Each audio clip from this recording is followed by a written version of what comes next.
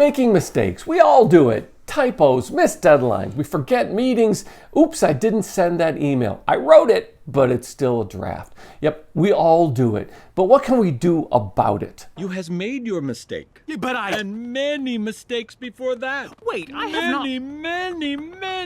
Many. Actually, I had... Many mistakes before that. Do you know that you're more prone to make mistakes in the afternoons than you are in the mornings? And you know that typical work productivity drops on Thursday and drops precipitously on Friday, while it peaks on Wednesday afternoon. Why? You cannot guarantee you would not make a mistake again. But I would not. But you might. But I would not. But you might. But I would not. Oh, we could go round and round. Let's do it again. But I would not. But you might. But I would not. I love this.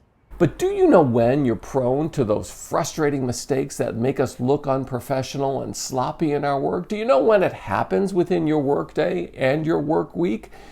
Your boss does. But I would not. Let's find out what we can learn from not only when and how often we make mistakes, but what is expected of us in our work product to make us look more professional and to give us a chance to maybe compensate for the times in our days and our weeks when we get a little sloppy. So tap the like button and let's take a look. Hi, I'm James Callahan, and this is The Do-Over Show. And over my career, I've worked fully in person, remote, and hybrid jobs in my full-time work and my consulting. I've worked through all different varieties. I've worked completely virtually with meetings with an international company, and I've worked in a small local office with a small group of people there, and it was required that we worked in person. Yes, I've worked in all those situations, and you probably have too. So what have you learned about how you work and what expectations are placed on you in all those different situations? More and more employers in the post-pandemic world are asking workers to, yep, you know it, return to the office. The return to office movement is happening in the top companies, and when it happens at places like Microsoft and Tesla and Apple, local companies and your boss, they notice it and say, well, if Tim Cook can get people back to Apple working in person, then why can't I? And even Zoom, the video conferencing platform that saved the workforce during the pandemic, even Zoom is requiring all employees to return to the office to work in person in the office, ironically. Now, the reason why employers are asking for this is, well, two reasons. One, they are losing control of company culture, and it's difficult for E and C-suite, and that's all they have going for them is the buzzword of influencing culture. When they lose control of company culture because of the remote working atmosphere that still most of us require, the number one request in the workforce is for hybrid or fully remote work. They're losing control of the one thing they think they should be able to control. But there's a second reason. And the second reason is they think you're doing less work, making more mistakes. You're shirking your responsibilities. You're being paid for things, and you should be able to do your work better. They're convinced that productivity is lower, and more mistakes are happening when you are allowed to work hybrid or remotely.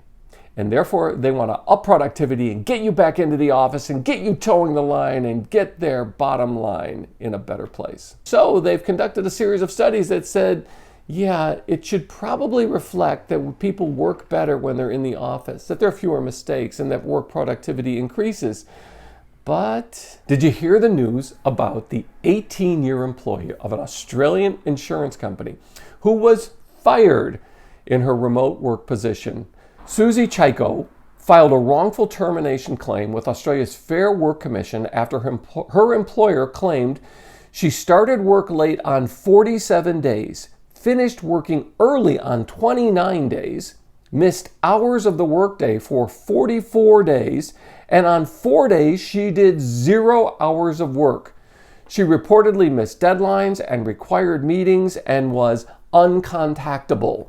That is, everything went to voicemail. So how did they know this? They installed Keystroke Technology on Susie's computer after giving her a formal warning of her declining work performance. Now, if you look at Keystroke Technology and it's on your computer, you probably don't like it and you probably think it's like spying because it just tracks the kind of movements we have. And you've probably seen the videos of those automated mice that can move around or even things that can tap keys for you so it looks like you're working when you're napping as you work from home. Now, Susie knew her keystrokes were being monitored. As I said, she was given a performance warning and they told her, we're going to track this. But even though they told her that they were going to track it, she seems to have ignored the tracking device. She was given another warning that Keystroke Tech logged very low activity, recording 0 keystrokes over 117 hours in 1 month, 143 working hours the next month, and no activity for 60 hours in the 3rd month of her warning period. Now, the average working hours per month is around 176. So Susie's 0 activity for 60 or 70% of her month, well, that was a problem. And here's the irony. Part of Susie's responsibility with this Australian insurance company was to monitor work from home compliance for employees. You can't make this stuff up. But what about your productivity? Has it increased, remained the same, or suffered because of the ability to work from home, first by necessity, and now by the permission or luxury of your employer? Managers of white-collar clerical workers are pretty certain that your productivity has been lowered. As I said, they've commissioned studies, and a series of studies have been released. One recent study actually disproves this generally held belief. Why? Because it surveyed and used Keystroke technology on 800 in-person, in-office workers. And notice that their productivity was no higher than those who worked from home or worked remotely or worked hybrid. In fact, according to this study, a 2-year study, Keystroke Technology tracked in-office working activity, and it monitored these 800 workers, not just with keystroke activity, but with accuracy and task deadlines associated. And they discovered what most of us say we already knew. We accomplish less on Fridays, and we make more mistakes in the afternoon compared to the mornings. The afternoon post-lunch drop in energy and alertness corresponds to an increase in simple mistakes, typos, losing track of time and deadlines, and seems to justify that run to Starbucks or the caffeine jolt to keep us awake for the rest of the day. So what can we do with this information? Well, first of all, is to realize the times when we are prone to make simple mistakes that make us look unprofessional. And if we can add a step and become more attentive in the times that we are lacking in attentiveness, then we can set ourselves apart from the average workforce and even coworkers who are doing the same job at the same time that we are. Now, one alternative, one takeaway is that some companies are going to a 4-day work week. 10-hour days, you're not working less. They're just making you work 2 extra hours for 4 days. So you work your 40 hours and you work Monday through Thursday. Now, everyone surveyed says, yes, 60, 70% plus say, yes, give me a 4-day work week.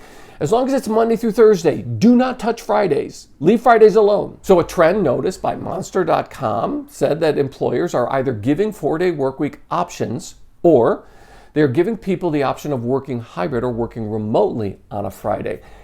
And they're conditioning, they're teaching, they're training their managers to expect lower productivity on Fridays. One local organization that I know expects Friday afternoons to be held for personal enrichment time. I guess taking a nap counts as personal enrichment, or maybe just reading or scrolling through TikTok or watching YouTube videos. Are you watching this on a Friday afternoon doing your personal enrichment time? What a great use of your personal enrichment time. Companies are making the concession that productivity drops precipitously on Friday afternoons. They're ending the use of deadlines by Friday, end of business. They're ending that altogether. By the way, best move is to make a deadline Wednesday, early afternoon. You'll get more results, more on-time results if, as a manager of managing workflow and work product and deadlines, that you make Wednesday midday the deadlines for our work.